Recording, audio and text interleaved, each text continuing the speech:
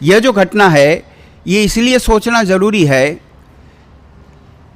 कि क्या कोई व्यक्ति ईश्वर को अन्यायकारी माने फिर भी उनके साथ प्रेम करता रहे, उन पर भरोसा करता रहे? ऐसा हो सकता है?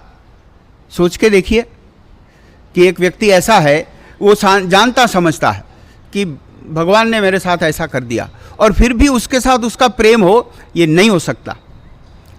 और फिर भी उन पर वो बड़ा अटूट भरोसा करता हो, ये नहीं हो सकता। उनसे डरता हो, बात और है। उनसे स्वार्थपूर्वक कुछ मांगता रहता हो, वो बात और है। लेकिन जो दिल वाला सच्चा प्रेम होता है वो तो सिर्फ तभी हो सकता है जब वो ईश्वर को न्यायकारी मानता हो। अगर वो ईश्वर को न्यायकारी नहीं मानता तो ईश्वर से सच्चा प्रेम नहीं कर सकता। आप चिंतन करके देख लेना, जोर लगा के देख लेना।